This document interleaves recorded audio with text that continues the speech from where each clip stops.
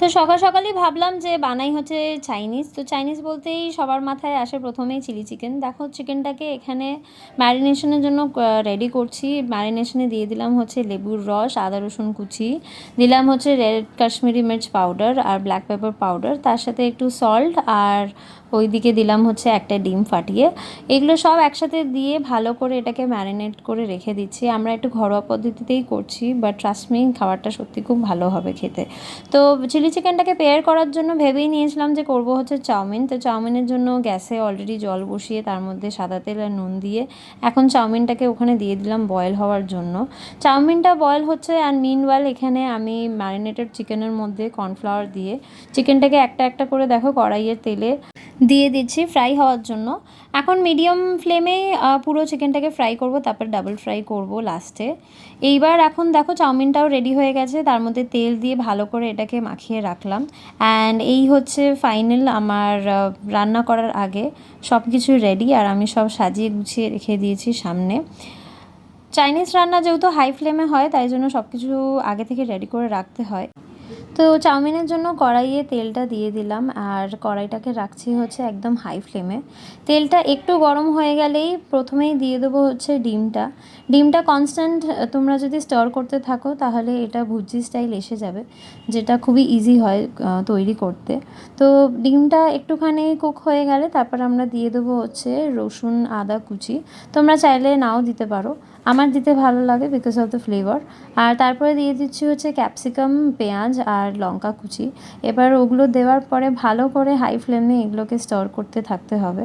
Star করে যখন দেখবে অনেকটা কুক হয়ে গেছে, তারপরে আস্তে আস্তে তোমরা এবার চাউমিনটাকে দিতে শুরু করবে।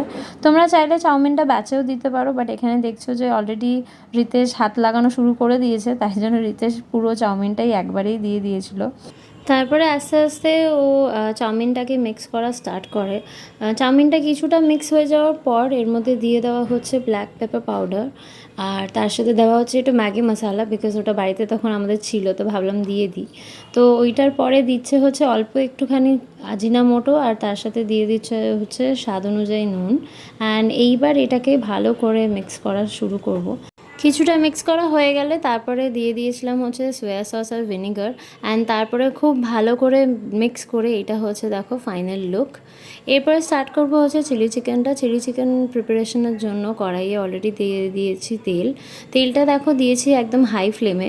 তেলটা একটুখানি গরম হয়ে গেলে দিয়ে দেবো হচ্ছে আদা রসুন কুচিটা কিছুক্ষণ একটু খুন্তি দিয়ে নেড়ে তারপরে আস্তে আস্তে দিয়ে দেবো হচ্ছে কেটে রাখা সব ভেজিটেবলসগুলো দিয়েই ভালো করে স্টার করে নেবো। অ্যান্ড স্টার করেই তারপরে সাইডের আলাদা করে রেডি করে রেখেছিলাম যে চিকেন পকোড়াগুলোকে, ওগুলো আস্তে আস্তে সব অ্যাড করে দেবো। অ্যাড করার পরে ওগুলো ভালো করে ভেজিটেবলসগুলোর সাথে মিক্স করে নেবো। তারপরে সাইডে আলাদা করে আগেই তৈরি করে রেখেছিলাম soya sauce, chilli sauce, tomato sauce আর ভিনিগারের একটা মিক্সচার। সুইটনার হিসেবে দিয়েছিলাম একটুখানি হানি, আর কালারের জন্য দিয়েছিলাম কাশ্মীরি লাল মির্চ। এরপরে দেখো সব একসাথে ভালো করে মিক্স করে নেব। মিক্স করার পরে দেব হচ্ছে অল্প একটু আজিনামোটো। এটা অপশনাল, তোমরা চাইলে দিতেও পারো নাও দিতে পারো, আমি যেহেতু নিয়ে এসেছিলাম তাই দিয়ে দিচ্ছি। আর এটাতে ফ্লেভারটাও ভালোই আসে। তো এইবার সব কিছু আবার আমি মিক্স করব। এবার আস্তে আস্তে দিয়ে দেবো হচ্ছে জলটা তোমরা তোমাদের পরিমাণ অনুযায়ী দিও। আমার একটু গ্রেভি খেতে বেশি ভালো লাগে, তাই আমি একটু বেশিই জল দিই, বিকজ লাস্টে যখন আমরা কর্নফ্লাওয়ার স্লারিটা অ্যাড করি ওটা অনেকটাই গ্রেভিটাকে গাঢ় করে দেয়, তাই আমি আমার পরিমাণ অনুযায়ী জল দিয়ে দিয়েছি। এবার এটাকে একটু ভালো করে কিছুক্ষণ ফুটিয়ে নিয়ে এবার আস্তে আস্তে দিয়ে দেবো হচ্ছে কর্নফ্লাওয়ার স্লারিটা। এবার দেখো স্লারিটা দেওয়ার পর কিছুক্ষণের মধ্যেই গ্রেভিটা খুব গাঢ় হয়ে যাবে, অ্যান্ড তোমরা তোমাদের অনুযায়ী গাঢ় ব্যাপারটাকে রেখো।